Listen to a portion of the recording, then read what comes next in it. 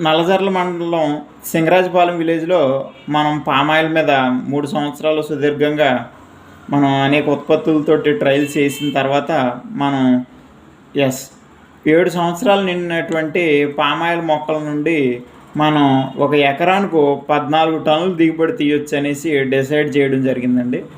ఇదంతా కూడా నల్లజర్ల మండలం సింగరాజపాలెంలో చేసినటువంటి ట్రయల్స్లో మనం ఈ విషయాన్ని కనుగొనడం జరిగింది. అప్పటి నుంచి అక్కడ కూడా ఎక్కువగా రెడ్ సాయిల్స్ ఉంటాయి. దాంతోపాటు అక్కడ ఉన్నటువంటి బ్లాక్ సాయిల్ కూడా మనం ఇంకో లైట్ సాయిల్లో కూడా మొత్తం 3 వాటిల్లోనూ మనం వివిధ ట్రయల్స్ చేసి మనం 14 టన్నులు తీయాలంటే మనం ఒక రకమైనటువంటి ప్యాకేజీని ఇచ్చినప్పుడు అది అక్కడ వర్కౌట్ అవ్వడం జరిగింది. దాన్ని బేస్ చేసుకునే మనం ఇవాళ చుట్టుపక్కల సుమారు పశ్చిమ గోదావరి మరియు తూర్పుగోదావరి జిల్లాల్లో మన ఆపరేషన్ కొనసాగుతుంది.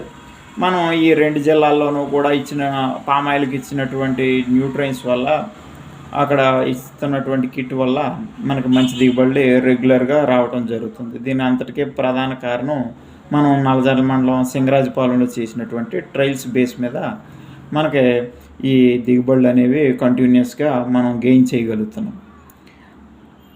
ఇవాళ ఈ రకమైనటువంటి దిగుబడులు రావడానికి మనం ఆ రోజున ట్రయల్స్ వేసినప్పుడు సహకారం అందించినటువంటి ఫార్మర్స్ మనకి చాలా హెల్ప్ చేశారు. ఆ రోజున వాళ్ళు ట్రయల్స్ చేయడానికి కావాల్సినటువంటి అన్ని అవకాశాలను మనకి కల్పించడం జరిగింది. కాబట్టి మనం ఈ యొక్క దాని రిజల్ట్ని బేస్ చేసుకుని మనం ఇవాళ పామాయిల్ తోటలకి మందులను మార్కెట్ చేయాలన్నా మంచి దిగుబడి తీయాలన్నా అన్నీ కూడా సాధ్యం అవుతుంది జరుగుతుంది. మరి ఈ విధంగా 14 టన్నులు దిగుబడి రావాలి అంటే మనం చేయాల్సినటువంటి పోషక యాజమాన్యం అందులోకి పామాయిల్లో చాలా జాగ్రత్తగా మనకి ఆయిల్ పామ్ పంటలో చేయాల్సి ఉంటుంది. మనకి వేసవి కాలంలో ఎక్కువగా వాటర్ పీల్చుకునే మొక్క ఏదైనా ఉంది అంటే అది కేవలం పామాయిల్ మొక్క మాత్రమే. కాబట్టి రైతు సోదరులు ఫెర్టికేషన్స్ రూపంలో ఎన్ని ఎరువులు అందించినా మనకి మంచి దిగుబడి తీర్తాకి ఇతర పోషక పదార్థాలని ఎన్ని అందించినా కానీ మనం చేయాల్సినటువంటి మరో ముఖ్యమైన పని ఏంటంటే ఖచ్చితంగా ఈ వేసవికాలం సమయంలో 3 సంవత్సరాల వయసు లోపల ఉన్నటువంటి మొక్కలకి మొక్కకొచ్చి డైలీ కూడా ప్రతిరోజు 100 లీటర్ల వాటర్ పడేలాగా ప్లాన్ చేసుకోవాలి. డ్రిప్ ఏమైనా ఉండే ఫ్లడ్ ఇరిగేషన్ ఏమైనా ఉండే ఎలాగైనా పర్వాలేదు.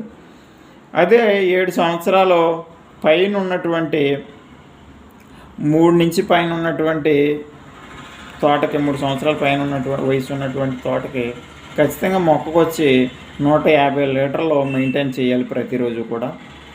తర్వాత 7 సంవత్సరాల పైన ఉన్నటువంటి వయసు పైన ఉన్నటువంటి మొక్కలకి 200 లీటర్ల నీరుని మనం డైలీ కూడా ఈ వేసవికాలం అంతా కూడా సప్లై ఇవ్వాలి.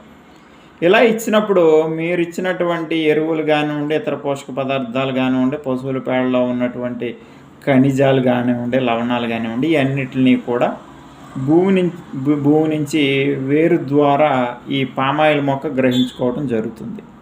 కాబట్టి రైతు సోదరులు గమనించాలి, మనకి 14 టన్నులు దిగుబడి తీసే విధంగా ఇప్పటి నుంచి మీ తోటలని మనం ప్లాన్ చేసుకుని మంచి దిగుబడిని సాధించి తద్వారా మంచి ఆదాయాన్ని పొందాలని తెలియజేస్తున్నాను.